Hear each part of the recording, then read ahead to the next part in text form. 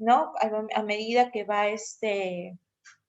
a medida que va, eh, se me fue el nombre también, endureciendo el acrílico, ¿sí? Nosotros sabemos que esto va liberando calor, entonces sobre todo cuando trabajamos con provisionales, por ejemplo, que son de piezas vitales, tenemos que realizar la técnica adecuada, ¿no? Estar sacando, probando, no tenemos que dejar que esto, sí, se acrilice dentro de la misma pieza, porque toda esa liberación de calor sencillamente va a terminar por dañarla.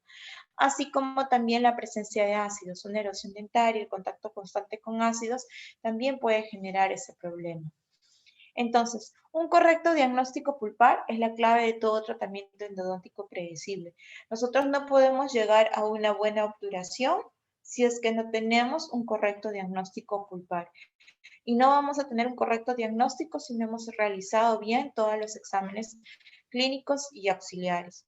Entonces, por ello estamos observando que todo es una cadena, que todo parte de la planificación. Si yo no hago un adecuado examen, no tengo un buen diagnóstico. Y muchas veces depende de ello también, de repente no hago un buen aislamiento, una buena apertura y ahí sucesivamente, y va en repercusión a lo que viene a ser el éxito de nuestro tratamiento de conductos. Entonces, antes de proceder a un tratamiento que afecte el contenido de la cámara pulpar, se tiene que establecer un diagnóstico clínico de la pulpa y los tejidos periapicales, y estos se deben basar en los síntomas, en las pruebas diagnósticas y resultados clínicos. Entonces, cuando hablemos de dolor, no solamente hay que decirle al paciente, ¿te duele o no te duele? Tenemos que ver todos estos puntos. Cualidad, ¿de qué forma? ¿Te punza o es sordo? Si te punza, de repente estamos ante algo sintomático, ¿sí? Lo sintomático viene a ser lo agudo. Si es sordo, de repente estamos ante algo asintomático o que es crónico. Condición de aparición, lo mismo. Si es provocado, entonces ya es algo irreversible, pero de una forma crónica, ¿sí? De una forma asintomática. Pero si es un dolor espontáneo, de la nada, que el paciente está sentado y empieza a manifestar dolor, entonces estamos hablando que esto es producto de una manifestación sintomática o aguda. También la frecuencia, si es intermitente o es continua. Y si es intermitente, ¿con qué calma? ¿Calma de forma espontánea o tenemos que darle calor o frío? Localizado, difuso, irradiado o referido. De repente el paciente solo manifiesta que es un cuadrante y no sabemos si es arriba o abajo. Intensidad leve, moderado o severo. Clasificaciones hay muchas, ¿está bien? La clasificación de Grossman, ¿sí? De 1988, donde ya se habla de una pulpitis reversible, pero él sí lo califica en sintomática, asintomática, irreversible también lo califica aguda y crónica, con diferentes tipos de diagnóstico. Según Cohen, según Canalda, ¿sí? La mayoría de ellas estamos viendo que sí tienen cierto tipo de parecido, ¿no? Pulpitis reversible, irreversible, sintomática, asintomática, y dentro de ellas también vemos serosa, purulenta y otras clasificaciones más, así como necrosis pulpar. Leonardo tiene una clasificación que va más allá, que es un poco más histopatológica. Entonces ya nos habla de estadios inflamatorios reversibles, irreversibles, ¿sí? Estadios degenerativos, que se nos hace un tanto difícil de repente de poder visualizar clínicamente, así como de una muerte pulpar. ¿Qué sucede? Debido a tantas clasificaciones hechas por autores reconocidos, está bien, es así que se hace un consenso del mismo, un consenso, una conferencia, un consenso de la Asociación Americana de Odontólogos recomendada para lo que viene a ser la terminología de diagnóstico pulpar. Entonces, esto fue publicado en el Journal de Endodoncia en 2009. Al final de la presentación, nuevamente paso mi correo. Los que estén interesados, les puedo pasar, sí, la clasificación está en inglés. Hay una en español también. La clasificación actual, el artículo original, tanto de la clasificación de enfermedades pulpares como periapicales. Entonces, en condiciones de la pulpa que tenemos primero una pulpa clínicamente normal. Tenemos que establecer ello. ¿Sí? Luego tenemos a una pulpitis reversible. Está bien, es una inflamación pulpar que es de forma reversible, es decir, que si yo le pongo un protector, un recubrimiento pulpar directo o indirecto más una restauración, va a poder resultar bien. Luego tenemos una pulpitis irreversible, o sea, esta inflamación pulpar ya no puede revertirse por sí solo y necesito de qué cosa, de un tratamiento de biopulpectomía en este caso. Y acá lo dividimos en dos, en sintomática y en asintomática.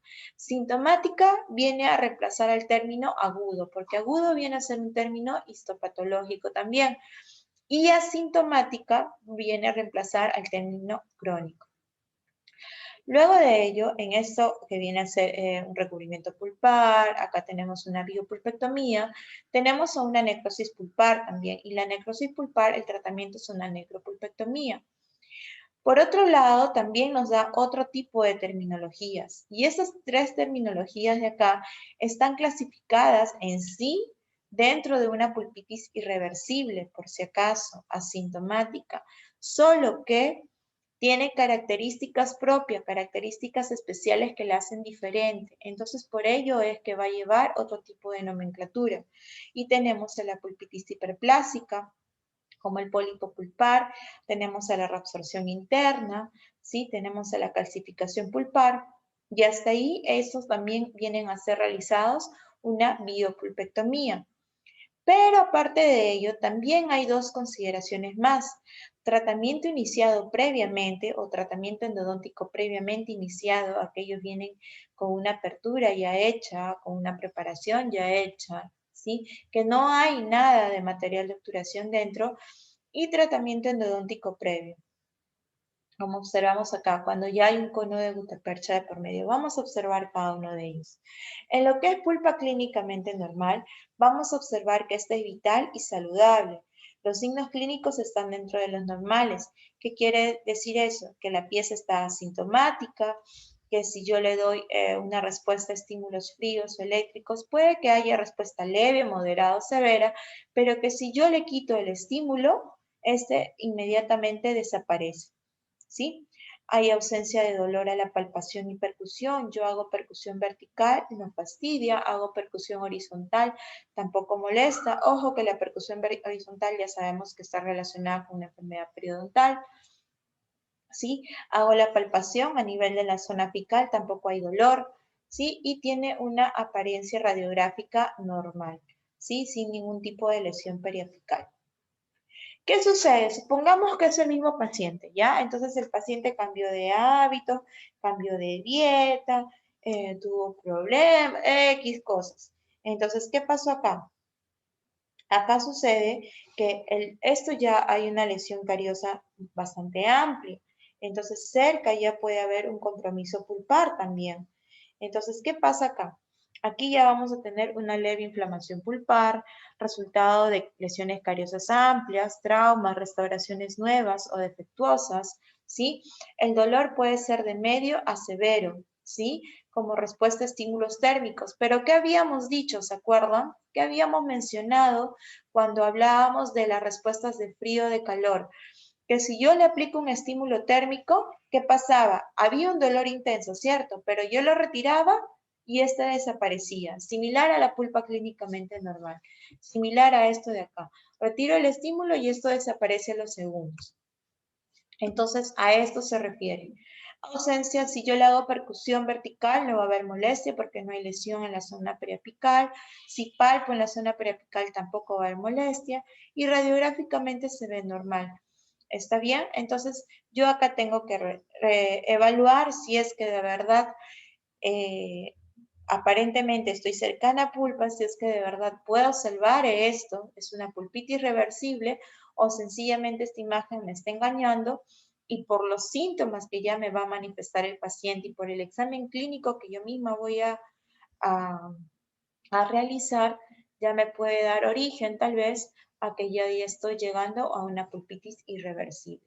El tratamiento en este caso, sí, como se menciona, no hay una agresión pulpar, vasodilatación, hay dolor por los estímulos y si yo lo retiro, este desaparece. El dolor viene a ser provocado, de corta duración, no más de un minuto, en realidad son 10 segundos aproximadamente, la lámina dura intacta, la pulpa está vital, pronóstico favorable y el tratamiento viene a ser una protección pulpar directa o indirecta. ¿Qué sucede con el mismo paciente? No le prestó atención a ese dolor, lo dejó pasar. Entonces ya pasa a un estadio donde viene a ser irreversible. Entonces la pulpa todavía está vital, pero está tan inflamada, ¿sí? Por lo que la curación es un resultado improbable con la terapia conservadora, con nuestro recubrimiento pulpar.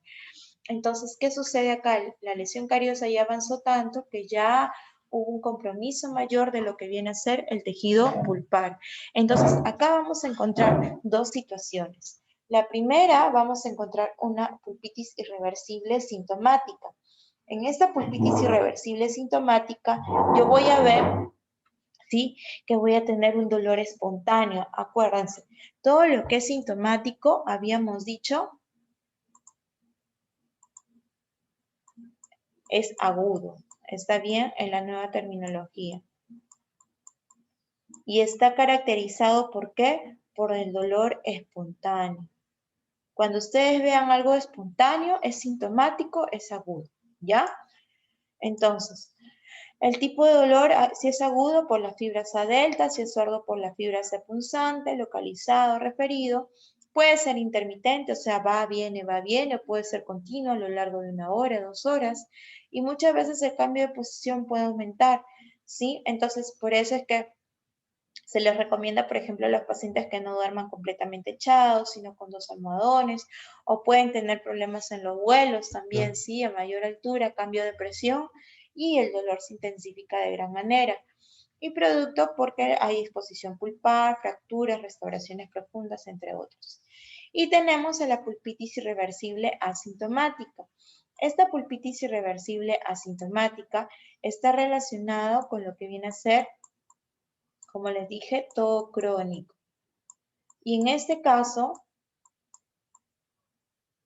¿sí?, aún así se tiene que hacer la endodoncia en ausencia de dolor y puede haber dolor solamente de manera provocada. ¿Está bien? De manera provocada aparecen acá la sintomatología, antes no. Producto de caries dental o trauma y culmina muchas veces en necrosis pulpar y en lesiones periapicales avanzadas.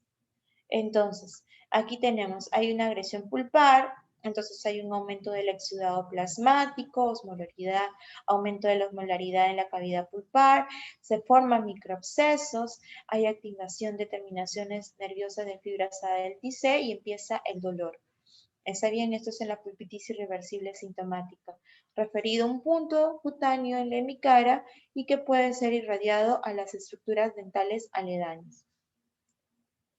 Ahora, habíamos mencionado, dentro de la pulpitis irreversible sintomática, hasta ahí todo bien, y dentro de las asintomáticas o crónicas, en realidad hay varias, ¿sí? Solo que se le han separado algunas con otros nombres porque tienen características peculiares. Por ejemplo, una condición pulpar, ¿sí?, que viene a ser otra nomenclatura, viene a ser la pulpitis hiperplásica, donde nosotros vemos acá al famoso pólipo pulpar, ¿cierto? Donde la lesión cariosa invade la pulpa y esto sobre todo se va a dar, ¿sí?, en dientes que son inmaduros, oye, este pulso, con ápices abiertos. ¿Está bien? Dientes inmaduros con ápices abiertos.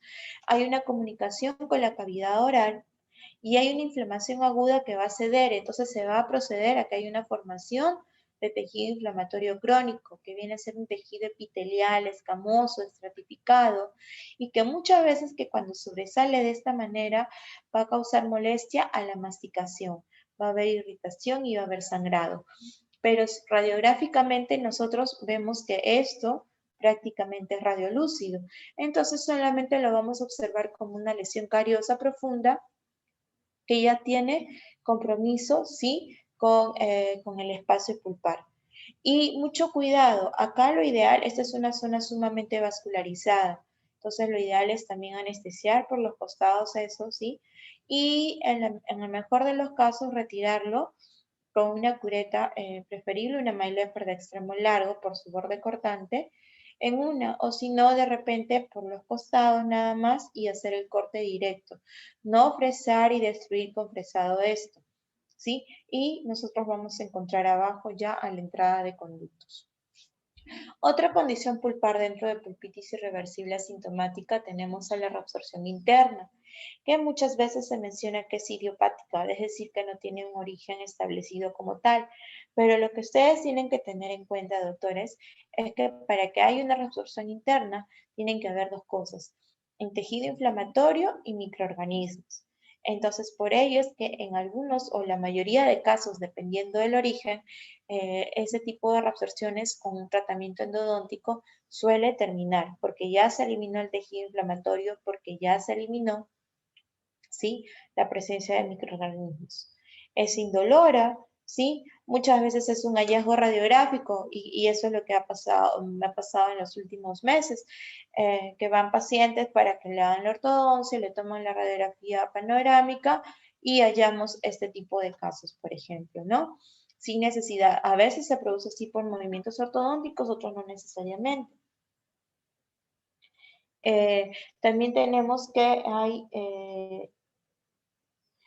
tener en cuenta que hay una posible sensibilidad pulpar y corona dental rosada, también como podemos observar acá, ¿sí? Esta corona dental muchas veces vamos a ver ese tipo de cambio de coloración. Ahora, el tratamiento, perdón, antes que me olvide, acá tenemos que evaluar bien cómo vamos a preparar esta pieza, si es posible de repente salvarla a pesar del grosor dentinario que es muy delgado y que muchas veces yo puedo de repente, sí, tratar de sellar con un cemento biocerámico puramente cemento biocerámico, que me puede dar la seguridad de que esta pieza sí va a funcionar. Porque pretender sellar acá, por ejemplo, hacer una técnica manual sin activación de irrigación o con una técnica de condensación lateral no me va a dar buenos resultados. La calcificación pulpar es otra de las consideraciones. Entonces nosotros vamos a ver que va a haber como un cambio más lechoso, un cambio más amarillento, ¿sí? No estamos hablando de un color gris, sino un tono más amarillento de las piezas. Y esto se puede ver a que sencillamente ha habido una atrofia pulpar, ha habido una deposición progresiva de la dentina y ya no hay tejido pulpar acá. Y esto puede afectar directamente al pronóstico del tratamiento. ¿En qué sentido? Si es que esta pieza de repente por trauma oclusal acá tiene una lesión periapical y si necesitaba o precisaba en algún momento el tratamiento de endodoncia. Entonces, ¿qué sucede? Acá no hay forma de que yo le pueda realizar y sencillamente voy a tener que irme al tratamiento quirúrgico. Obviamente, antes yo tengo que evaluar con una tomografía, a ver si es que de verdad no hay o que la radiografía de repente me está dando una falsa idea. Y lo otro son estos, ¿no? Los pólipos pulpares también, que es muy importante que nosotros lo detectemos en las radiografías. ¿Por qué? Porque nos va a medir la capacidad o nos va a dar un indicio de cómo nosotros vamos a realizar nuestra apertura cameral. Si yo voy a entrar al centro de frente destruyendo todo esto o tengo que entrar alrededor y al final puedo hacer uso de ultrasonido para terminar de retirar esto o de repente con presas de grano fino alrededor y terminar de sacarlo con una cureta de dentina de extremo largo.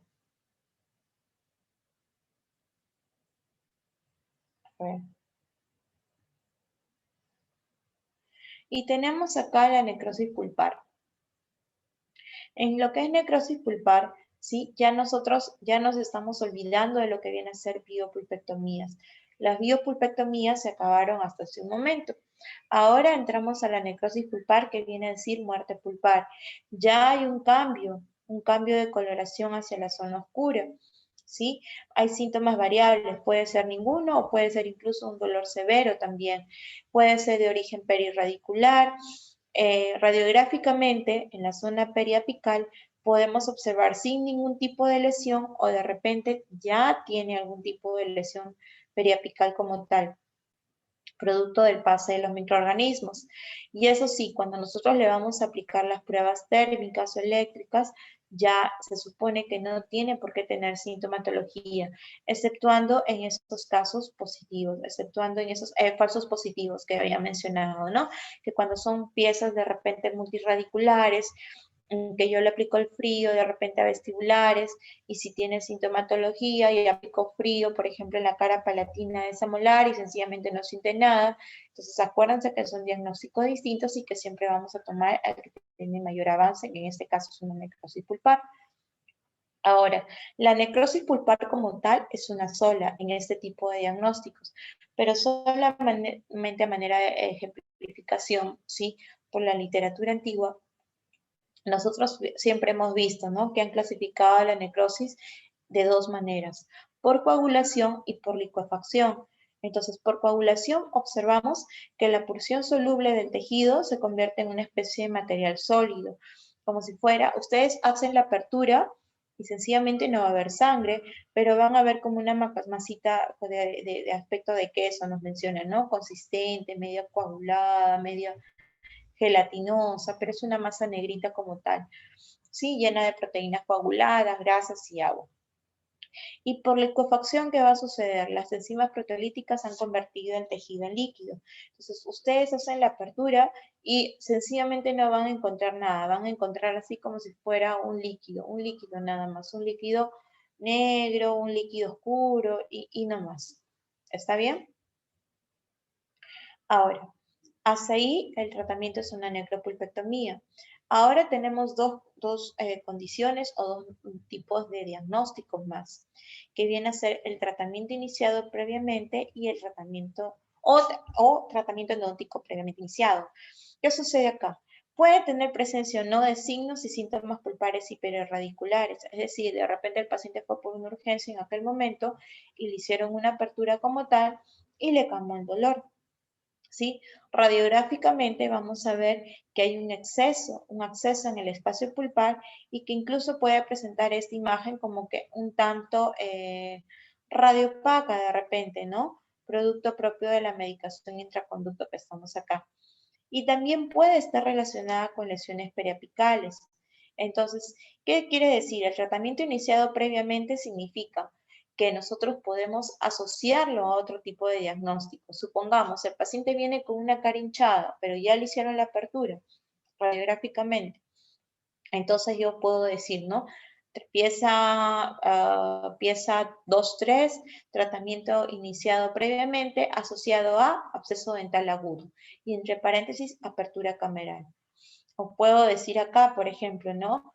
Eso solamente es una lesión que el paciente no tiene ningún tipo de sintomatología, pero ya tiene una lesión acá. Entonces yo puedo decir, esta es una pieza 3-4 con tratamiento previamente iniciado asociado a una periodontitis apical asintomática, que es lo que vamos a ver después. Y entre paréntesis, apertura cameral. O asociado a instrumento fracturado en tercio apical, asociado a desgaste excesivo en pared dentinaria. ¿Se entiende la idea? Ustedes tienen que poner nombre y apellido y hasta dónde han llegado. Porque ojo que muchas veces acá sí pueden tener problemas. Acá puede suceder que ustedes van a tomar o el paciente les dice, doctor, solamente necesito que me haga algo rapidito, está que me duele nada más y hágame la apertura. Y ustedes se confiaron, o que me cambien el algodoncito que me puso el doctor la vez pasada, póngame el cemento nomás que se salió hace 2 meses. Entonces, ¿qué sucede? Ustedes retiran ese algodón, buena gente, ponen otro algodón, cierran con un cemento temporal y de pronto la cara se le hinchó. ¿Y quién es el culpable? Es la última persona que lo vio. Toman después recién una radiografía y hay una lesión periapical, hay un instrumento fracturado, hay desgaste de pared dentinario excesivo. Entonces el responsable es la última persona que lo vio si es que no tomó la radiografía previamente. ¿Está bien? Eso es para que lo tengan en cuenta como un consejo. Y lo otro viene a ser una terapia endodóntica previa. En esta terapia endodóntica previa, tratamiento endodóntico previo, sí puede ser un tratamiento endodóntico no quirúrgico, el convencional, una endodoncia convencional, una endodoncia quirúrgica, o sea, ya tiene una pisectomía, y o una pulpotomía con hidróxido de calcio o con MTA. Así tenga dos conitos de gutapercha, como vemos acá flotando, este es un tratamiento endodóntico previo. Entonces acá yo puedo decir, ¿no? Pieza 4-6 con tratamiento endodóntico previo asociado a obturación defectuosa. Porque si yo solamente pongo pieza 4-6 con tratamiento endodóntico previo, en mi plan de tratamiento se supone que ya va de frente endocrown, una restauración, poste corona, lo que fuera. Entonces, ¿por qué le voy a poner retratamiento si yo no he puesto que eso está defectuoso? ¿Se entiende la idea? Aquí también tengo que poner, miren, esto no está bien obturado, no está bien condensado y aparentemente tiene una gran lesión. Supongamos que acá haya venido con un tracto sinusal o fístula, ¿no? Entonces acá yo voy a poner, por ejemplo, pieza 3-6 asociado a, pieza 3-6 con terapia endodóntica previa asociado a absceso dental crónico, por ejemplo. Ojo también con estas consideraciones de acá, porque si ustedes tienen este tipo de lesión y de repente ustedes han tomado esta radiografía por la pieza siguiente, ustedes pueden ver esto. Entonces ustedes no pueden decir de frente, ah, no, acá tienes una gran lesión y hay que rehacer esto, porque esta endodoncia se ve bien realizada.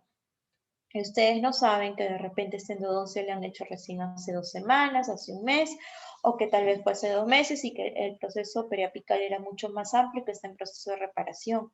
Por eso es que es muy importante la parte de la anamnesis. ¿Se entiende la idea? Por otro lado, también me olvidaba, con lo que viene a ser pulpa clínicamente normal, es necesario que pongan ese diagnóstico si es que esa pieza va a ser utilizada para ser tallada como pilar de prótesis, por ejemplo. ¿Por qué? Porque ustedes pueden poner, no pueden poner nada de la pieza 3-6 que está sana ni mucho menos, pero abajo ponen, ¿no? Pieza 3-6 con tratamiento de biopulpectomía y prótesis, y perno y corona y lo que fuera. ¿En qué momento si en tu diagnóstico no dice nada? Entonces ustedes tienen que poner pieza 3-6, pulpa clínicamente normal. Y en tratamiento biopulpectomía por motivos protésicos. ¿Sí? Es la forma correcta de realizar. Entonces, hasta ahí tenemos lo que viene a ser el diagnóstico pulpar. Ahora vamos a tener lo que viene a ser el diagnóstico periapical. Entonces, tal cual sucedió, sí, con ese tipo de consensos, vamos a ver que también hay un consenso para lo que es la enfermedad perirradicular. ¿Está bien? Entonces, vamos a tener igual en orden de menor a mayor, ¿no? Como que en sentido decreciente. Tenemos que de repente hubo una necrosis pulpar, pero no afectó todavía la zona ósea. Entonces tenemos un tejido apical normal. Pero ¿qué sucede? De repente los microorganismos avanzaron, invadieron las toxinas, toda la zona periapical, y hay un síntoma doloroso extremo. Está bien extremo que le impide al paciente avanzar con sus actividades cotidianas. Entonces estamos hablando de una periodontitis apical sintomática. Luego de eso el paciente bar de pastillas, nunca fue al odontólogo y quedó ahí.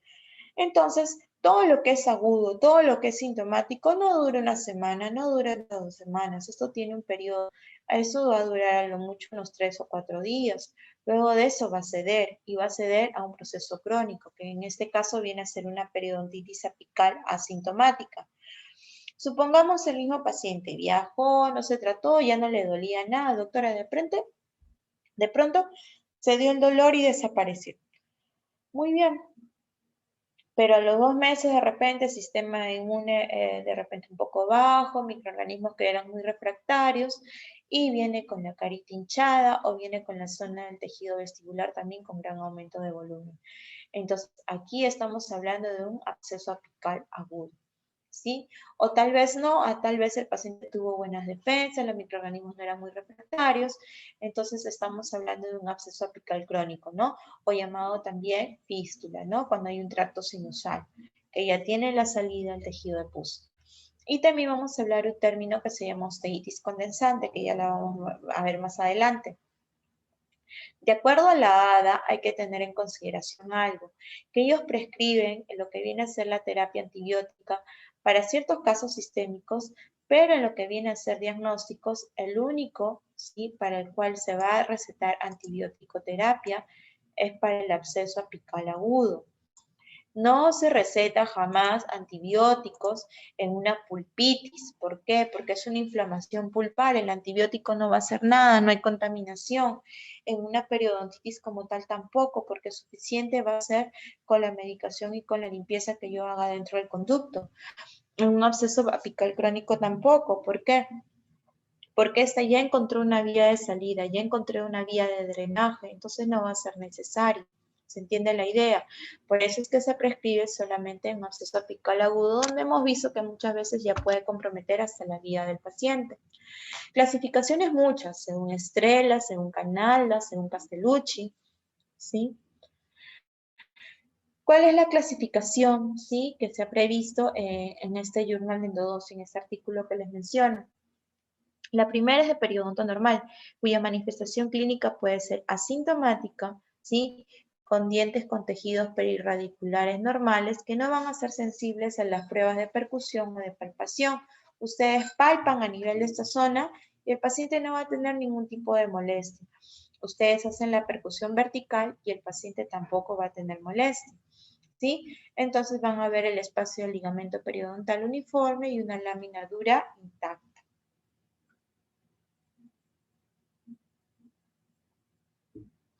Aquí vamos a ver que puede haber una agresión pulpar, isquemias y abscesos pulpares, pérdida de la vitalidad pulparia, estamos ante una necrosis, se instaura un proceso apical, hay una detección como tal, entonces nosotros hacemos una percusión vertical y el paciente ya salta de dolor. Entonces, ¿qué pasó acá? Acá ya estamos hablando de una periodontitis apical sintomática. Como les dije, también puede ser periodontitis apical aguda, o puede ser también,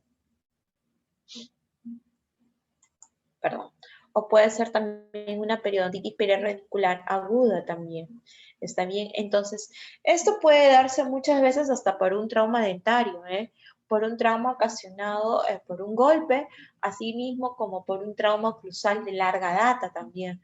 Me ha tocado muchos casos, por ejemplo, de niños con traumas oclusales, les estoy hablando de niños de 9 años, por ejemplo, que ya vienen con una periodontitis con la cara hinchada, de premolares, que ni siquiera tienen una erupción completa o una formación completa radicular, y la pieza está completamente sana, pero pueden ser por contactos prematuros también, ¿sí? Por una sobrecarga oclusal. Asimismo, puede ser por una inflamación y una necrosis pulpar que produce esta alteración periapical, ¿sí? O puede ser por una etiología iatrogénica. ¿Qué puede suceder?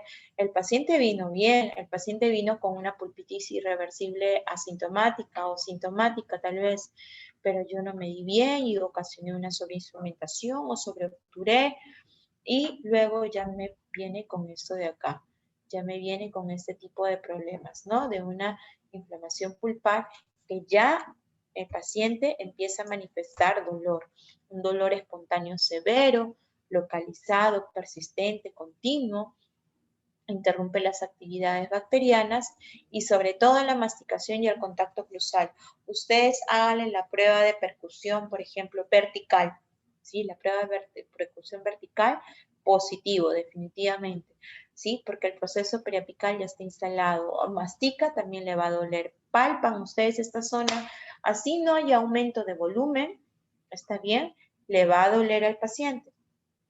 Muchas veces las pruebas de sensibilidad térmicas y eléctricas van a salir negativas, excepto donde la periodontitis apical es producto de un diente vital en hiperoclusión, pero no va a haber aumento de volumen. Y de repente sí, el paciente puede tener una sensación de movilidad interna, pero mucho grado 1, o de repente esa sensación de que mi diente se está saliendo, tengo un diente extruido. No necesariamente. ¿Está bien? Radiográficamente puede estar relacionado no con una área radiolúcida apical. Se supone que si hay una destrucción ya mayor, el área radiolúcida sí se va a ver. ¿En qué casos no se va a ver esta área radiolúcida? Cuando haya, de repente sea pequeña, y como hemos visto, es una imagen de 2 dimensiones, ¿no? Hay una tabla ósea vestibular, hay una tabla ósea palatina que están completamente compactas y están tapando a este tipo de lesión, que en verdad se van a ver recién en una tomografía. El ensanchamiento del espacio del ligamento periodontal también puede observarse o no, ¿sí? Así como la continuidad de la laminadura, y puede estar relacionado, como les dije, ¿no? Con el trauma de frente, con, por producto de una necrosis pulpar que ya avanzó, o producto de un tratamiento endodóntico previamente iniciado, o tratamiento endodóntico previo también tenemos que poner el asociado a eliminación del agente causal, el tratamiento es una necropulpectomía, y sobre todo tengo que aliviar la oclusión. Si yo no alivio la oclusión, lo mismo que nada.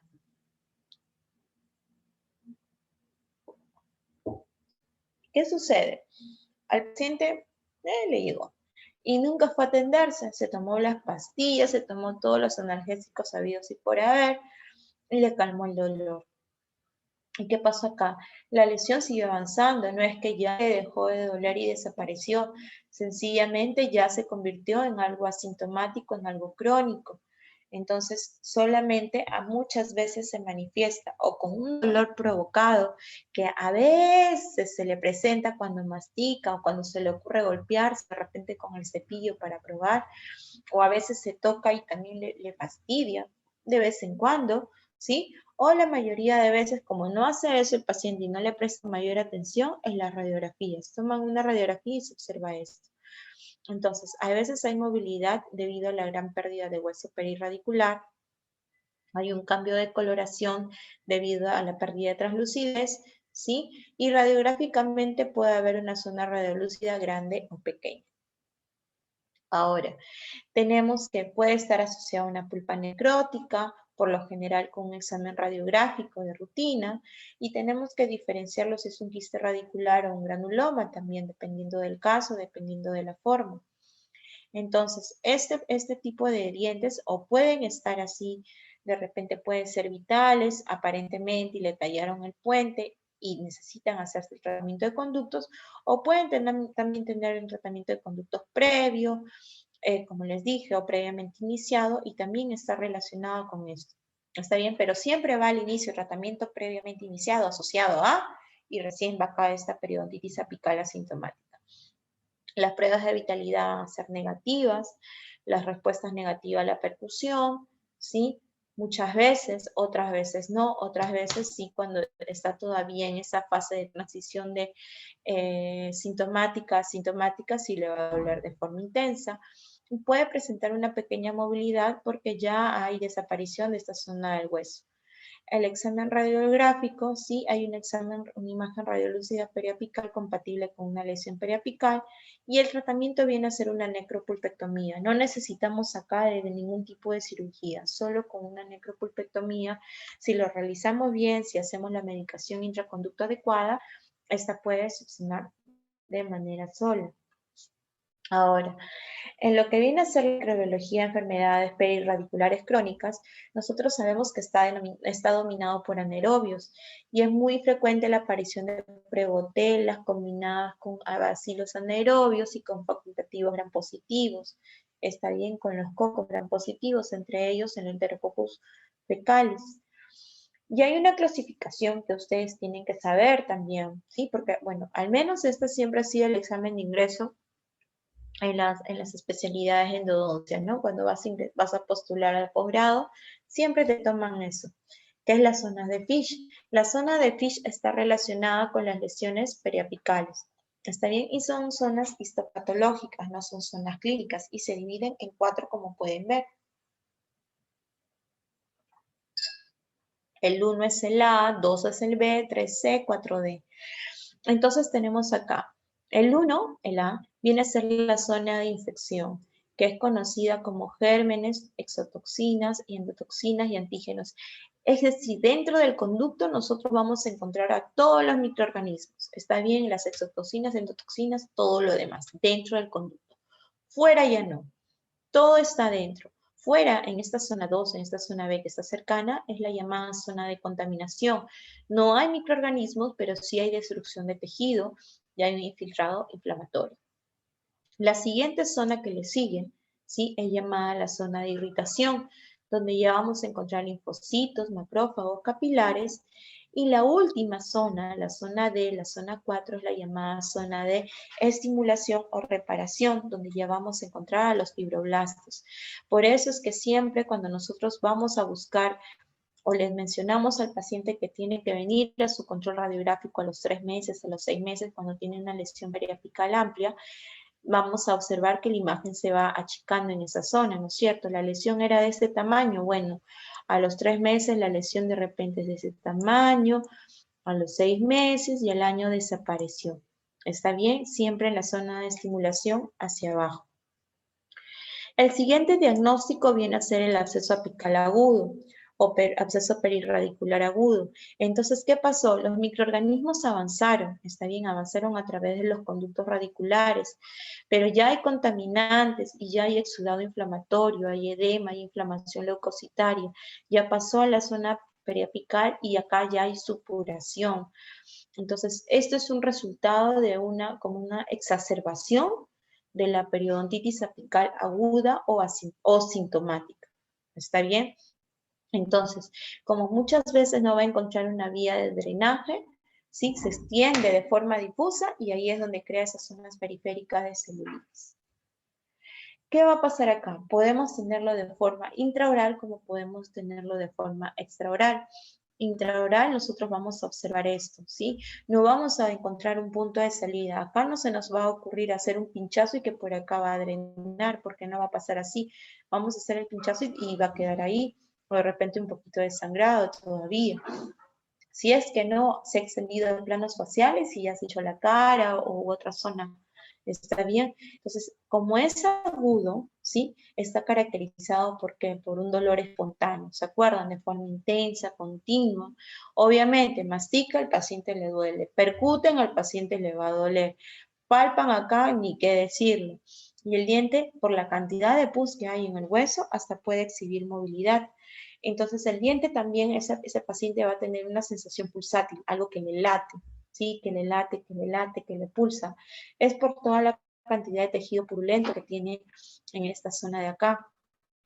Y ese aumento de presión, ¿sí? Hace que el paciente sienta que el diente está extruido, que está un poco salido. Puede o no exhibir manifestaciones sistemáticas, también puede haber presencia de fiebre o linfadenopatías. Y muchas veces también puede llegar a la celulitis facial, como les dije, ¿no? El paciente puede verse con la carita hinchada, la piel roja, le tocan, hay aumento de temperatura, y peor aún, se puede diseminar a planos faciales profundos y puede causar serios problemas y llegar a comprometer la vida del paciente. Ahora, al examen clínico, como les dije, ¿no? Puede haber una inflamación intra o extraoral que puede involucrar planos faciales y eso está relacionado con ¿qué? Con dientes necróticos, con dientes previamente que se han intentado hacer la endodoncia o que previamente ya tienen una endodoncia hecha, con cualquiera de ellos. Entonces, radiográficamente se supone que sí se tiene que ver una imagen radiolúcida hasta incluso de gran tamaño. Si es que no mostrara como tal y nosotros estamos observando esto, definitivamente hay que tomar también una tomografía, porque muchas veces no sabemos el real alcance.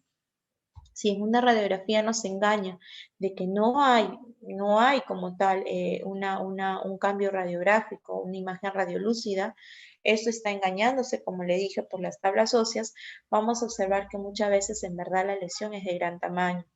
Entonces ahí lo ideal sí sería tomar una tomografía, ¿sí? Y el tratamiento es una necropulpectomía y acá sí se debe de dar antibiótico terapia. Está bien, las penicilinas en primer lugar, sí, puede ser amoxicilina de 500, puede ser también, dependiendo del grado de infección y el tiempo que haya tenido, amoxicilina con ácido clavulánico de 500 sobre 125, 875 sobre 125, clindamicina si es que es alérgico, entre otros. Pero muchas veces el tratamiento solo va a bastar con la necropulpectomía, ¿sí? No es necesario en estos casos realizar una cirugía periapical y drenar el acceso a través del conducto. Es decir, yo tengo que hacer mi apertura cameral y voy a observar que a través de la cámara va a salir la mayor cantidad de pus. La incisión y el drenaje a través de estos tejidos tienen pocas indicaciones, ¿sí? Y la inflamación periapical muchas veces nos va a dar zonas. Por ejemplo, si yo tengo este tipo de absceso en la zona de los incisivos, puedo producir una tumefacción de los tejidos blandos labiales. Si lo tengo en los caninos superiores, puede afectar a los tejidos del ala de la nariz. Y si tengo en los premolares superiores, puede producir una tumefacción palpebral de los párpados. Ahora, tenemos también al absceso apical crónico, llamado absceso perirradicular crónico, periodontitis apical supurativa, periodontitis perirradicular supurativa. El nombre correcto que le da esta clasificación es absceso apical crónico. Y es una formación activa de tejido purulento que ya tiene un trayecto fistuloso. Es decir, aquí ya tuvo una salida, y como ya hay una salida del tejido purulento por acá, ya no es necesario Está bien que yo le dé antibiótico porque ya por ahí está drenando. Y es acá, en este tipo de diagnóstico, donde yo puedo aplicar la prueba, el único diagnóstico donde yo puedo aplicar mi prueba de qué cosa, de la fistulografía. ¿Está bien? Que yo coloco a través de esta salida, a través de este puntito de salida, ingreso mi cono de gutapercha, por lo general puede ser un cono 25 o hasta un cono 30, bueno, ya, y me va a indicar hacia qué zona, porque puede ser que me dé hacia la zona periapical, de verdad, que me esté indicando ese tipo de inflamación, de infección, como que también me puede indicar que al tercio medio, que es un absceso periodontal o de repente un signo de fractura. Acuérdense que los abscesos apicales crónicos también están relacionados con las fracturas verticales y fracturas verticales o fisuras, sencillamente el diagnóstico es extracción. Entonces, pueden ser asintomáticos, sí, prueba de sensibilidad pulpar negativa, característica es el tracto sinusal, como les dije es el nombre correcto en lugar de fístula, ¿sí? Y debe tomarse la fistulografía, y acá me indica también, porque a veces yo puedo tener duda en dos piezas, ¿no? Puedo tener todas estas con amalgama, no sé dónde estoy dando, y me va a indicar hacia dónde está el origen de la lesión, asociado a fracaso endodóntico, fracturas verticales, síndrome de diente agrietado, que es la fisura que también se va para extracción. Y el tratamiento viene a ser una necropulpectomía si es que no es fractura vertical o diente agrietado. Hay otro término que no lo denominan ahí, pero que también es conocido y se llama absceso fénix. Y es un absceso doloroso que se deriva de una periodontitis apical crónica que ha quedado contaminada o infectada. Entonces, prácticamente es un absceso, son los síntomas del absceso fénix, ¿está bien? Y los del absceso apical agudo son idénticos. Es decir, es como que ya supuestamente se sanó, pasó el absceso apical crónico, ya estuvo todo bien y nuevamente se reagudiza la infección. Entonces, a eso se llama el absceso fénix, pero no está incluida en esa clasificación ADA, pero era bueno que lo conozcan. Y la última que sí está incluida en esta clasificación es la osteitis condensante. Y estos son los otros nombres, ¿ya? Ahora, esta viene a ser una respuesta a una irritación pulpar de bajo grado y prolongado que se manifiesta como un aumento en la densidad del hueso periapical. Ustedes van a ver que radiográficamente hay como que una imagen radiopaca, como se observa acá. ¿Ven? Entonces, ¿ahí qué sucede? La mayoría de veces es en personas jóvenes, alrededor de los dientes mandibulares, con caries extensa, grandes restauraciones. ¿Y cuál es la característica? Que se da en pulpas vitales que han estado crónicamente inflamadas o necróticas. Y muchas veces el paciente no se va a dar cuenta, solamente es un hallazgo. Si yo estoy hablando que ya son pulpas vitales crónicamente inflamadas o crónicas, entonces necesariamente tengo que desarrollar un tratamiento de conductos en estos casos. ¿Sí? Entonces, aquí se observa con mayor detenimiento en esta radiovisografía, ¿no? Es una reacción del hueso localizado a nivel periapical ante un estímulo inflamatorio, producto de una lesión pulpar crónica de baja intensidad y de larga evolución. Entonces, pueden manifestar signos o síntomas o no, pero esos signos o síntomas va a ser dependiendo de la lesión pulpar que le ha afectado, no tanto como esta zona de acá. Está bien y puede o no existir sensibilidad a la percusión y a la palpación. Y esta zona radiopaca se presenta en forma concéntrica alrededor del ápice de una de las raíces dentarias, sobre todo en las piezas mandibulares. Otra que no está considerada, pero que también es bueno que ustedes conozcan, es el granuloma periapical, que es una forma más avanzada de una periodontitis apical crónica. ¿Qué sucede? Acá el hueso ya es sustituido por tejido granulomatoso, como ustedes observan acá. ¿Está bien? Entonces se ve como una rarefacción ósea circunscrita, ¿sí? Ovalada, ¿está bien? Y si los contaminantes pulpares invaden eso, acá empieza el absceso fénix. Esto es por una resistencia elevada del huésped, virulencia baja de las bacterias y toxinas, no hay dolor, y el tratamiento es una necropulpectomía. Y muchas veces también radiográficamente el control, ¿sí? De repente no no hay un sellado completo de reparación, sino siempre va a quedar una pequeña como un tejido cicatrizal de forma radiolúcida. O si es que no, en algunas veces también, ¿sí? Va a tener que realizarse una apicectomía. Y los quistes, para que también tengan en cuenta.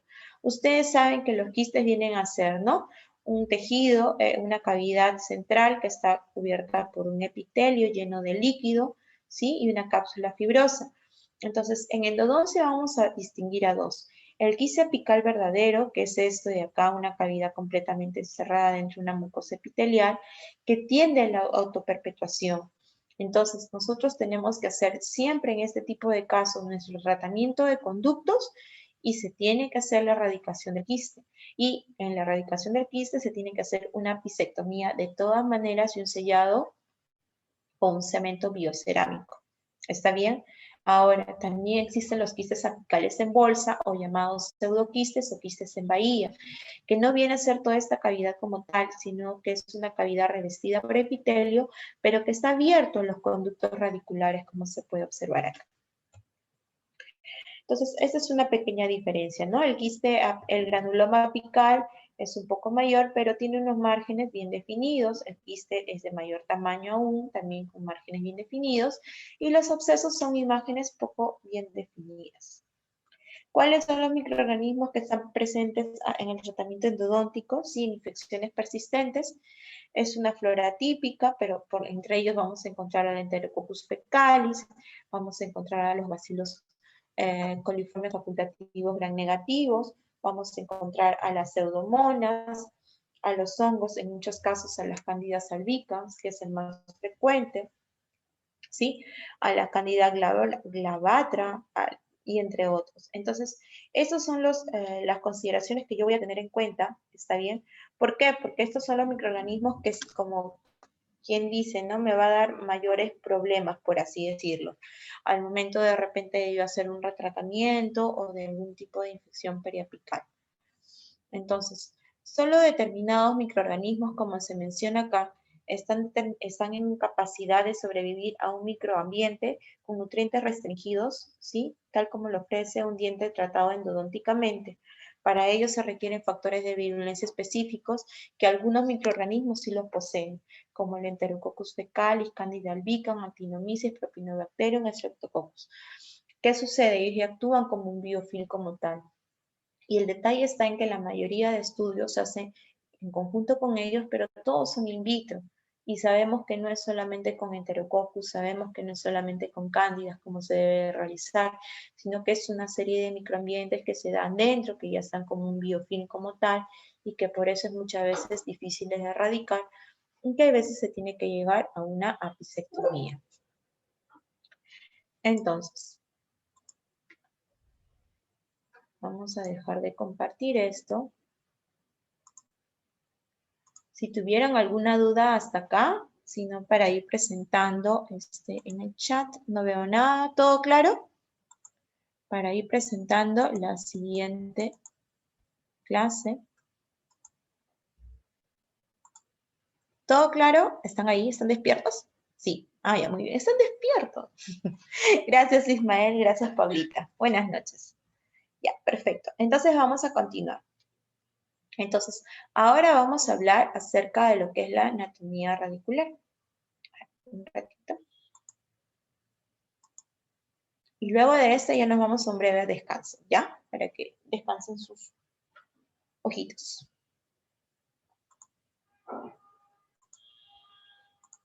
¿Y si me hace caso? No me hace caso. Ya está.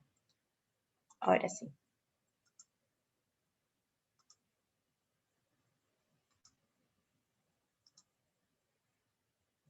A ver qué nos dice Catherine Ruiz. ¿La enfermedad endoperiodontal es igual que la periodontitis apical aguda? No, no, no, no.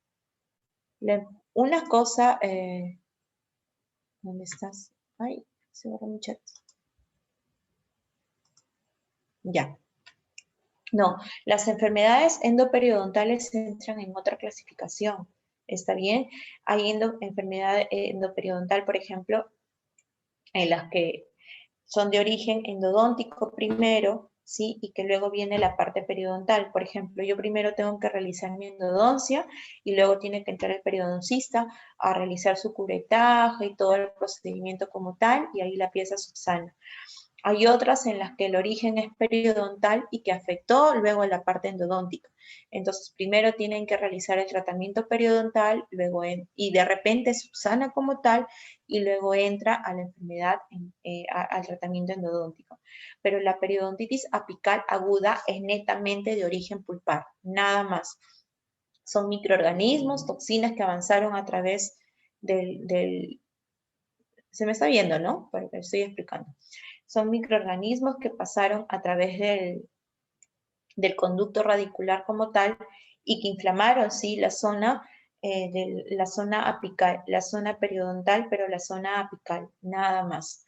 Lo otro ya son enfermedades que se pueden dar a nivel de tercio cervical, de tercio medio, pero ahí ya se tiene que tratar en conjunto. ¿Está bien? Y eso es otra clase y ese es otro tipo de enfermedades, otro tipo de origen completo. ¿Ya, Catita? A ver, dice Carlita. Doctora, ¿recomienda hacer una extracción cuando hay absceso periodontal o primero recomendaría medicamentos? Absceso periodontal, absceso periapical.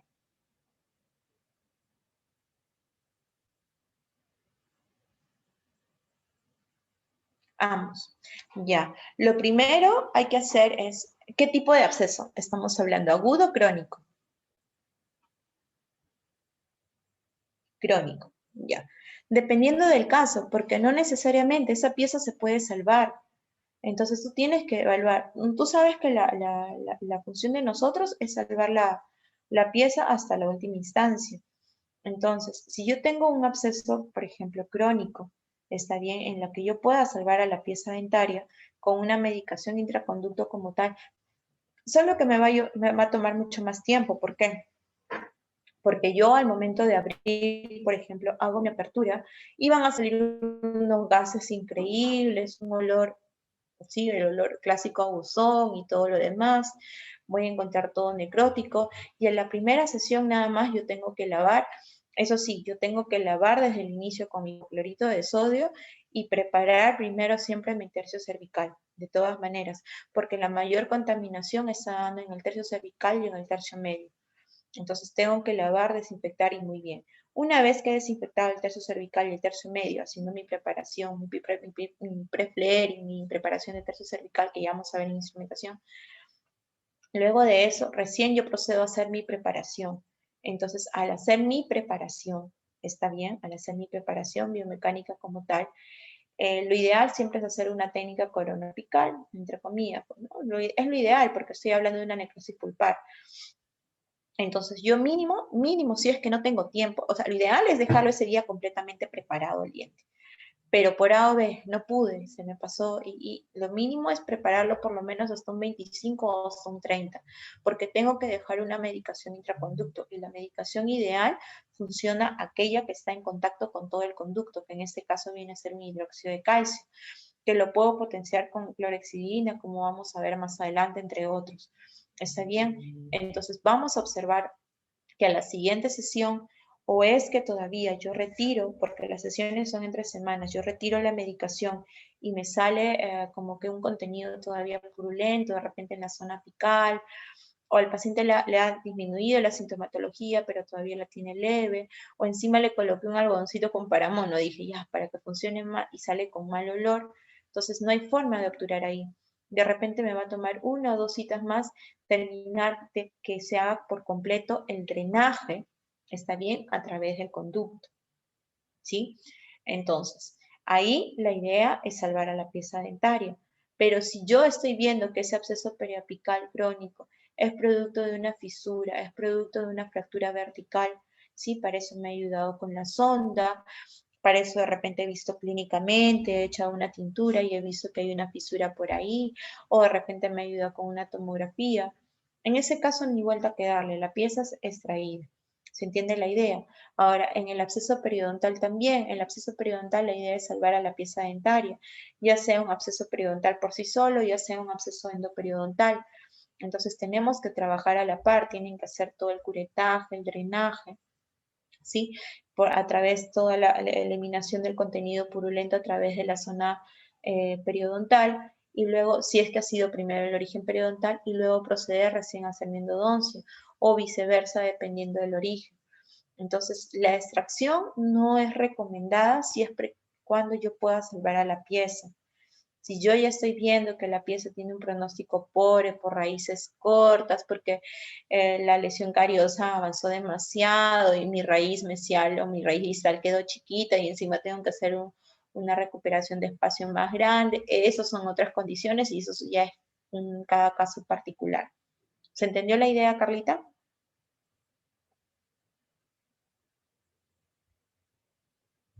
Perfecto. ¿Alguna pregunta más?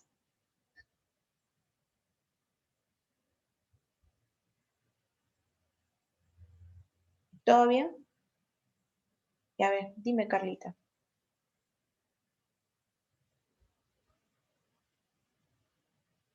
Si ya tiene una endodoncia y fracasó, ya. Hay que ver el motivo del fracaso. Hay que observar a qué se ha debido eso. De repente, primero tengo que ver si yo he seguido los pasos correctamente, si he hecho mi aislamiento, está bien si he hecho el aislamiento, si he llegado a mi longitud exacta, si he realizado mi forma de irrigación exacta también, a la longitud de trabajo ideal, si no ha habido un sobrepaso, una sobreinstrumentación, o si de repente solamente irrigué con mi jeringa de tuberculina y me quedé arriba en el tercio medio y no llegué nunca a eliminar los restos periapicales.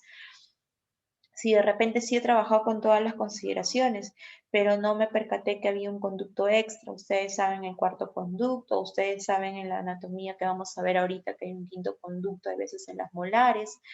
En fin, entonces son varias cosas. Si yo soy consciente que todos los pasos los he realizado bien y al pie de la letra, está bien, he obturado bien, se ve todo bien compacto, a la altura, medio milímetro, hecho con localizador apical de repente, o de repente no he tomado mi conductometría y he jugado con las angulaciones y he observado de que sí, pues que estoy a la altura, que no he sobreinstrumentado y no he fracasado, entonces ahí yo tengo que tener la duda antes de proceder a hacer cualquier cosa, mandar a tomar una tomografía.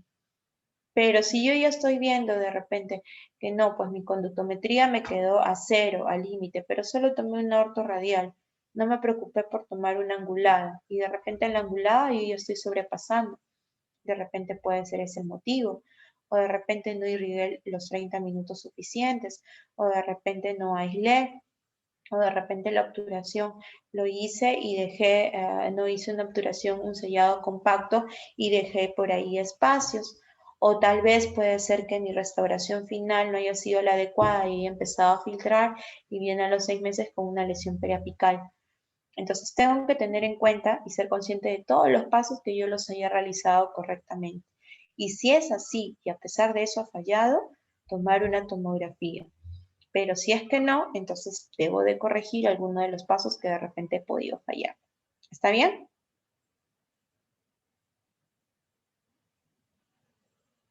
Ya, perfecto, Carlita. Entonces, ahora sí, vamos a continuar con la clase de anatomía para darles un pequeño break, ¿ya? Si tienen más preguntas sobre esto, igualito me la hacen después también o la van escribiendo en el chat. Y vamos a detener un video. Ya está. Anatomía pulpar y de los conductos radiculares.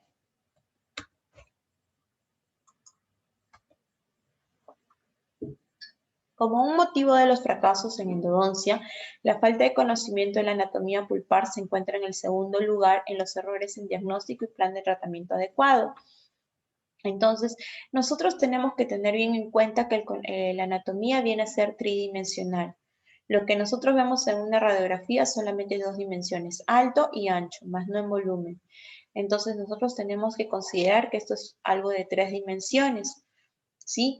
Entonces, ¿por qué? Porque muchas veces, por ejemplo, en una obturación yo puedo ver muy bonito acá esto obturado y si de verdad tuviera la capacidad de tomar una radiografía en esta dirección, de repente puedo ver que hay espacios y que no estoy sellando tridimensionalmente.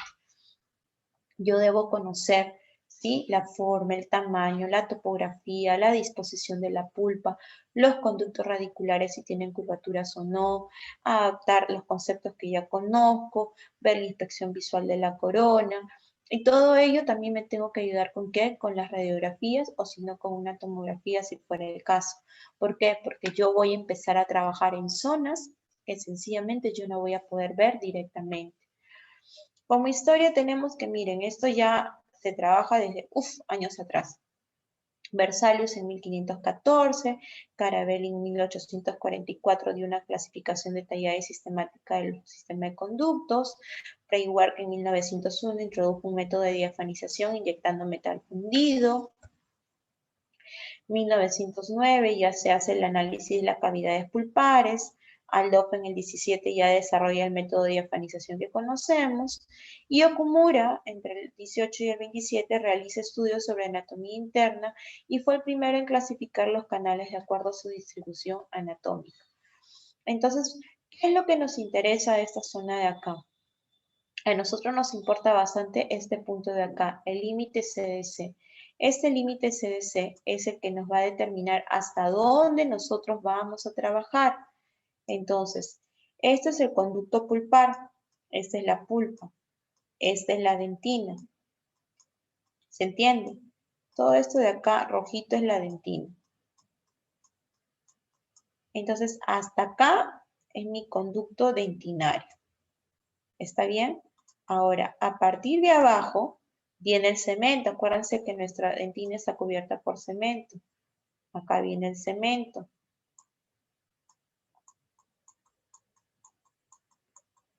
Y aquí está el foramen apical. Aquí está la salida. Entonces, esto de acá es el conducto cementario. Entonces, yo debo de trabajar ¿hasta dónde? Yo debo de trabajar hasta lo que es mi límite CDC. Nada más.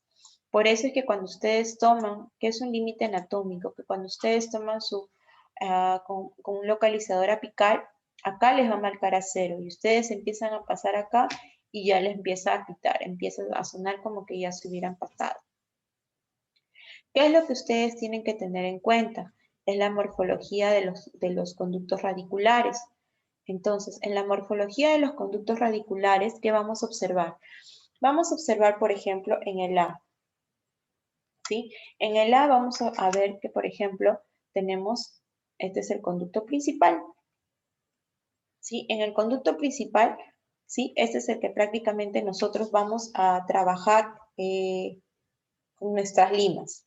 ¿Sí? Vamos a trabajar con nuestras limas, vamos acá a empezar a limar y en realidad es el único conducto prácticamente que vamos a trabajar como tal. Pero luego de eso tenemos un conducto colateral. Y el conducto colateral es aquel que discurre de forma paralela al conducto principal, como podemos observar acá. Luego de ello tenemos el conducto lateral. Entonces hay que tener en cuenta algo. Cuando nosotros observamos y decimos un conducto lateral, es aquel que parte del conducto principal y se va hacia la zona periodontal, pero en el tercio medio. ¿Está bien? Solo en el tercio medio. Pero si del conducto principal me sale un conducto hacia la zona periodontal, está bien, en el tercio apical, acá yo ya estoy hablando de un conducto secundario. ¿Sí? En el tercio medio es un conducto lateral, en el tercio apical es un conducto secundario. Y si del conducto secundario me parte otro, ese es un conducto accesorio. Entonces, no está bien dicho que cuando yo observe de repente conductos y que hayan sido obturados por acá, mira, obturé muchos conductos accesorios. No. Este es lateral, este es secundario, el secundario parte del accesorio. Y de este conducto principal a este conducto colateral hay un conducto que los une que se va a llamar interconducto. ¿Sí? Por otro lado, hay algunas anatomías como las premolares que de un conducto principal, ¿sí? Va a partir uno y va a regresar al mismo sitio y se va a llamar conducto recurrente. Otro sí, otro lado, hay en los 2 o 3 últimos milímetros apicales, vamos a ver esta forma de raíces, ¿no? Que es el famoso delta apical. Por eso es que cuando se hacen las apicectomías, el corte viene a ser acá, de los 2 o 3 milímetros apicales, porque hay muchas salidas foraminales en realidad. Entonces yo tengo que cortar esto para tener una sola salida y una sola zona de obturación retrógrada. Y también existe aquel conducto que va del piso de la pulpa, ¿sí? Al piso del tejido, al piso dentinario como tal, que viene a ser el conducto cabo interradicular. Y acá lo podemos ver mejor, ¿no? Conducto principal por sí solo, conducto colateral que discurre alrededor, tenemos un conducto lateral, conducto recurrente que parte y regresa, conducto lateral tercio medio, conducto secundario tercio apical y del secundario el accesorio que parte, ¿sí? Tenemos al delta apical y tenemos también al conducto cabo interradicular y al famoso delta apical. Ahora, dentro, también cuando nosotros hagamos nuestras aperturas convencionales, vamos a observar que prácticamente todos los conductos están unidos por unas líneas demarcatorias, como son estas de acá. Y estas líneas se van a llamar rostrum canalium. ¿Está bien? El rostrum canalium son estas líneas que van a unir a los conductos radiculares. Y vamos a observar acá que muchas veces acá está el ápice y el foramen, ¿dónde está? El foramen se encuentra al costado. Por eso es que, por ejemplo, en los incisivos laterales se menciona, ¿no?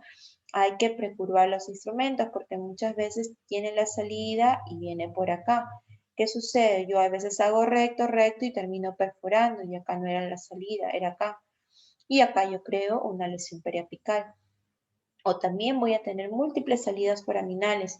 Entonces, lo que yo necesito es pasarme la limpieza, una adecuada limpieza, irrigación, para de alguna manera poder limpiar ello y a ver si es que se pudiera que el cemento llegue a esas zonas.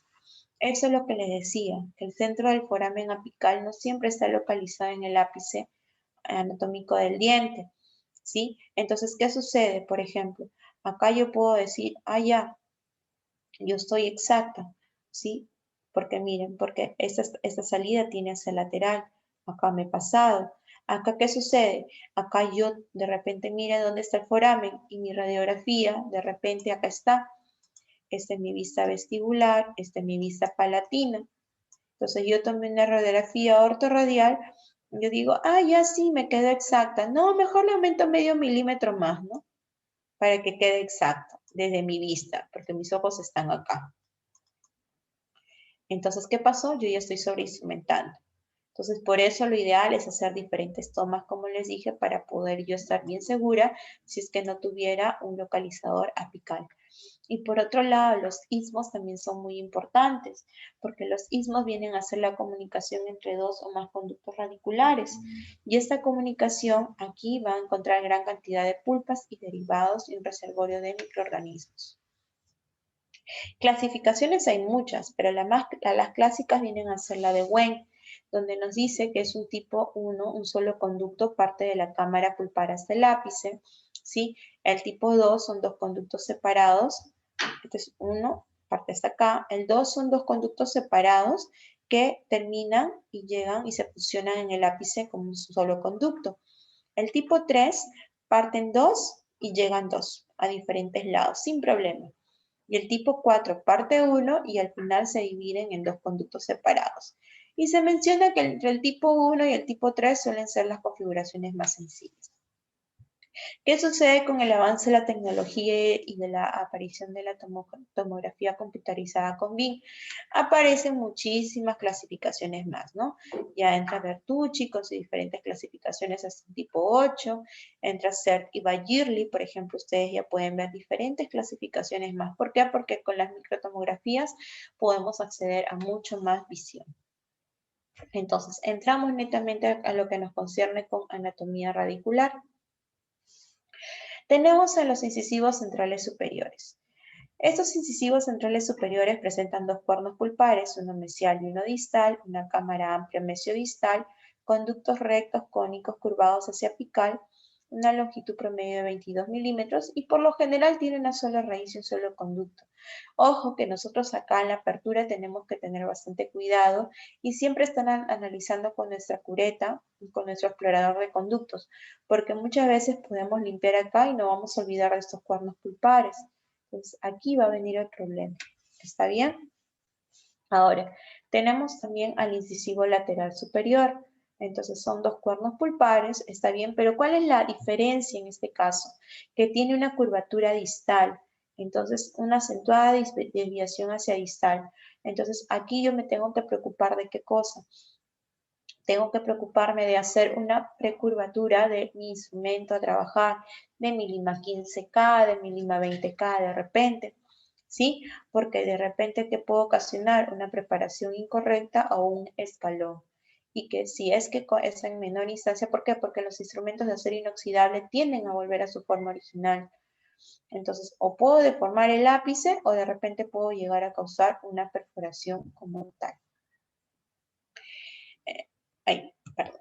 En el caso del canino superior, también vamos a ver que tiene una forma más voluminosa en sentido vestíbulo palatino.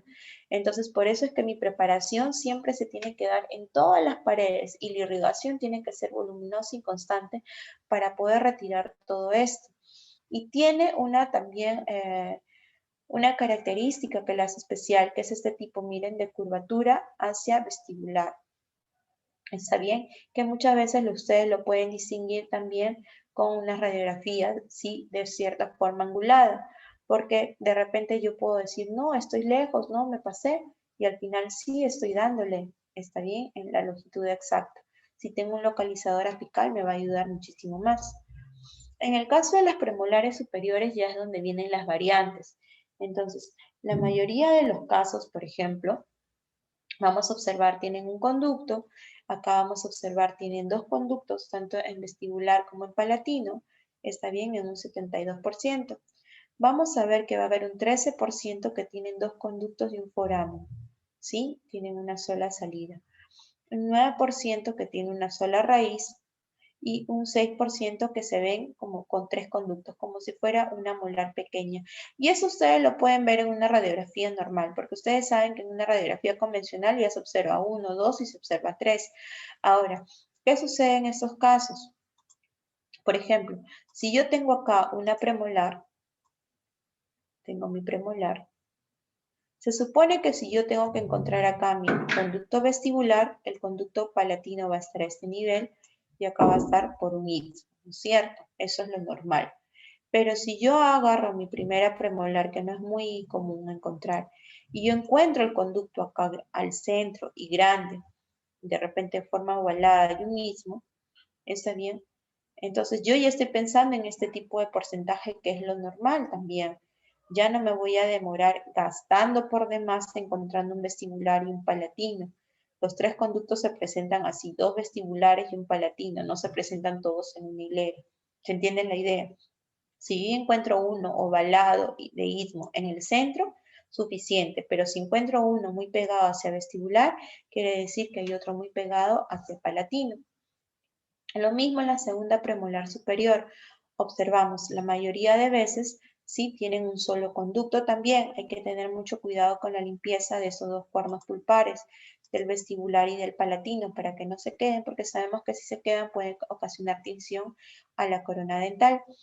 Va a haber un 24% también en el que tienen dos raíces separadas, ¿sí? Con dos conductos separados y muy poco frecuente las tres raíces que hemos visto, ¿no? Un 1%. Y aquí viene nuestro detalle, ¿no? Que nosotros esto ya lo estamos manejando de muchísimos años atrás, ¿no?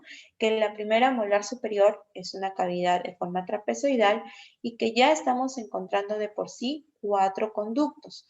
Entonces, ¿cuáles vienen a ser esos 4 conductos como tal?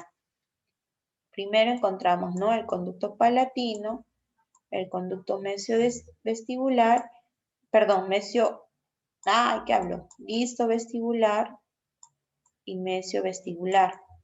Y en este mesio-vestibular, está bien, esta es mi raíz mesio-vestibular, esta es mi raíz mesio-vestibular, esta es mi raíz, listo, vestibular y esta es mi raíz palatina.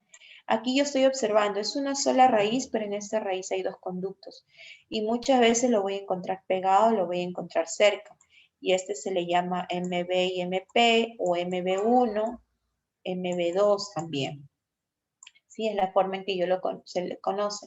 Y prácticamente está al costado. Entonces hay que tener muy en cuenta, acá por ejemplo lo ideal sería usar magnificación, nuestros lentes, ¿sí? Y ver, ¿no? Hacer un pequeño desgaste ahí con una fresa muy pequeña, si es ultrasonido mucho mejor, pero si no, una fresa de troncocónica de punta fina, pero un grano fino, un amarillito, una roja, un pequeño desgaste y lavar con hipoclorito de sodio. Porque si yo observo una pequeña entrada y un pequeño burbujeo con esa magnificación, van a ver, entro con una lima C-Pilot, esas que son de punta cortante, una especial, una número 8, y puede que ingrese acá y encontré mi cuarto conducto. En las segundas molares superiores voy a encontrar también otro tipo de variación. O puede ser la clásica, está bien, que tenga dos raíces vestibulares y una raíz palatina, que es la convencional, está bien.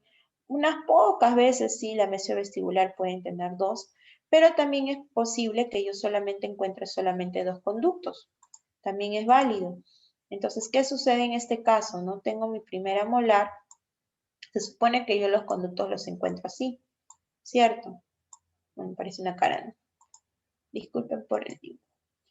Pero ¿qué sucede? Muchas veces puedo encontrar acá mi raíz palatina y el conducto vestibular lo encuentro acá al centro. Si yo lo encuentro al centro y al mismo origen, ¿sí? Y a la misma, y he hecho mi apertura convencional, y en la radiografía también estoy observando lo mismo, entonces es suficiente porque yo sé que en la segunda molar superior esto es característico de encontrar dos conductos en una misma dirección.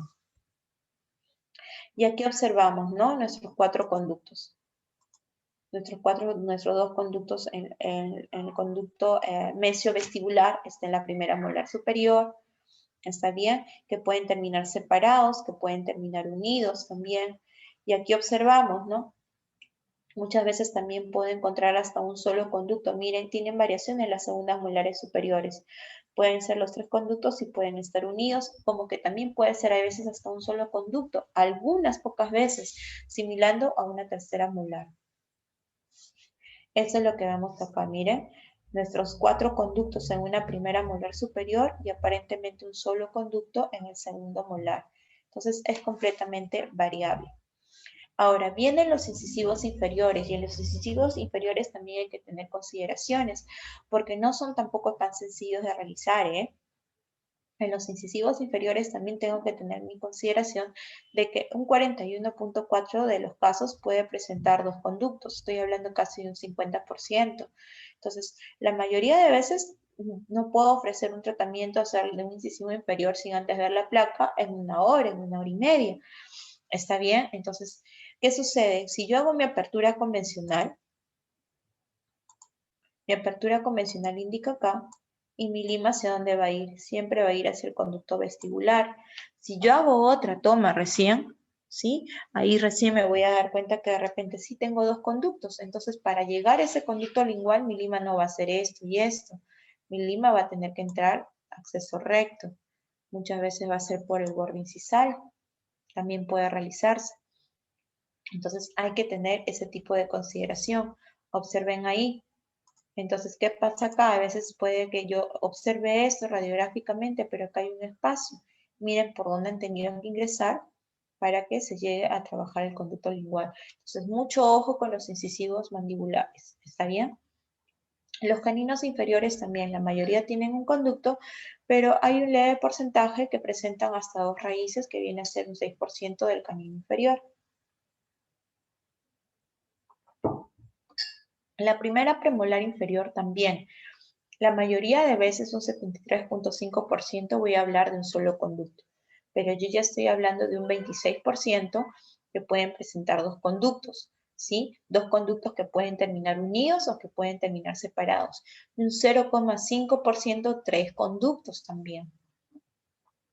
Y la segunda premolar superior se menciona que es la que tiene menos variables, un 85.5% presentan un solo conducto, hay dos conductos con 13%, está bien, pero observen esto de acá, no escapa tampoco de ese porcentaje mínimo que puede presentar tres conductos como ustedes observan. Y esto se ve en la radiografía, o sea, a larga vista, a distancia, ustedes ya pueden observar que acá hay tres conductos, ¿no? Acá hay un mesial, mesiovestibular, distovestibular y un lingual. Ustedes tienen que trabajar eso. Se trabaja de esta manera, sencillamente no vamos a lograr el éxito. Tenemos que llegar a trabajar eso. Primera molar inferior también presenta sus variaciones. ¿Y en qué consisten estas variaciones? Que la mayoría de veces nosotros vamos a ver tres conductos, 64.4% que me indica que yo tengo acá, tengo mi conducto, supongamos acá, ¿no? Este es mesial. Mesiovestibular, mesiolingual y acá tengo mi conducto distal. Esto es lo clásico, ¿cierto? Entonces mi apertura va para acá. Y el distal, ¿dónde lo estoy encontrando? Al centro y de forma grande. ¿Está bien? acá y acá en forma triangular. Pero ¿qué pasa si es que de repente yo empiezo a trabajar y encuentro que tengo acá mi primera molar inferior? Yo encuentro acá, ¿no?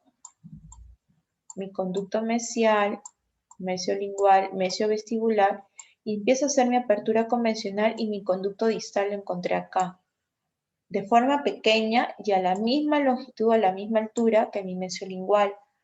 Entonces, esto es un distolingual. Si yo encuentro algo pequeño que está a esta misma altura, que está bien pegado hacia el lingual, no hay ninguna duda, no les quepa menor duda que van a encontrar un disto vestibular acá. ¿Se entiende la idea? Y eso se da en 28,9 de los casos, casi 30 de los casos. ¿Está bien? Entonces la primera molar inferior también puede encontrar 4 conductos. Ahora, hay otro punto.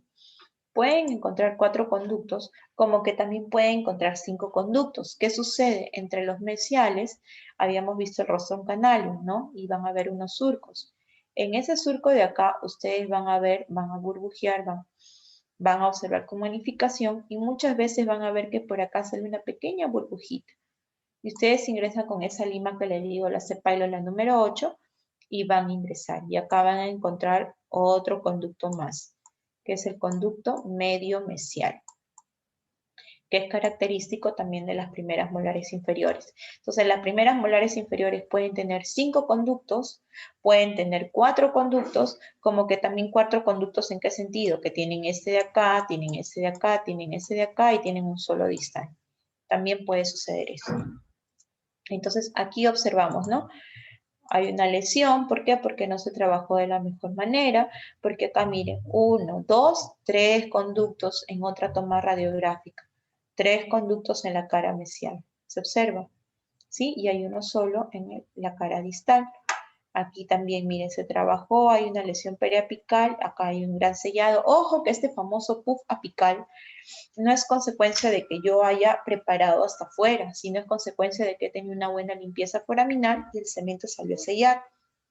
Y acá sí, tengo mis 3 conductos mesiales y 2 conductos distales. Acá tengo mis 5 conductos. Entonces, esto es una consideración de las primeras molares inferiores. ¿Sí? El famoso conducto medio mesial, ¿no? Ahora, la segunda molar inferior también va a tener otra variación. Entonces, ¿qué puedo yo encontrar para resumirles en una segunda molar inferior? Puedo tener lo mismo. Puedo tener mis 2 conductos mesiales y un conducto distal sin mayor problema. Así como que también, y más fácil para mí, ¿no? Puedo tener un solo conducto mesial y un solo conducto distal. Pero estos tienen que estar a la misma altura y del mismo tamaño.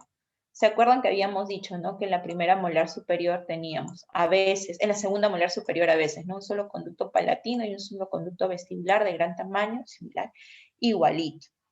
Pero también va a haber una gran variación que viene a ser el conducto en C, que también aparece solamente en los segundos molares inferiores, nada más. Y este es el conducto en C, que puede ser un solo conducto aparentemente, pero miren cómo se observa. Esto fue documentado por primera vez en 1979, ¿sí? Y este rasgo anatómico principal de los conductos es la presencia de una delgada aleta o tejido que conecta a uno o más conductos radiculares. Entonces, ¿cuál es la característica? Observen acá, aparentemente son 2 raíces, pero prácticamente, mire, están unidas en uno solo. ¿Sí? Entonces yo acá puedo trabajar como un conducto, como 2 conductos, y esto lo tengo que trabajar como si fuera un istmo.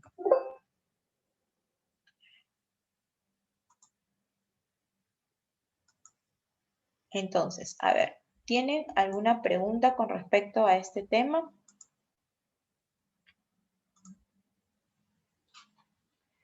¿Alguna duda con respecto a anatomía? Si no, para darnos un breve break. ¿Todo claro? Chicos, despierten.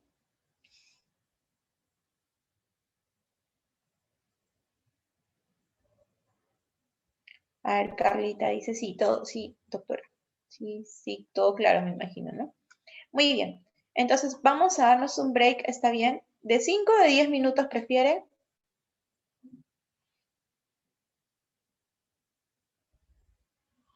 Vamos a darnos un break de 10 minutos, ¿está bien?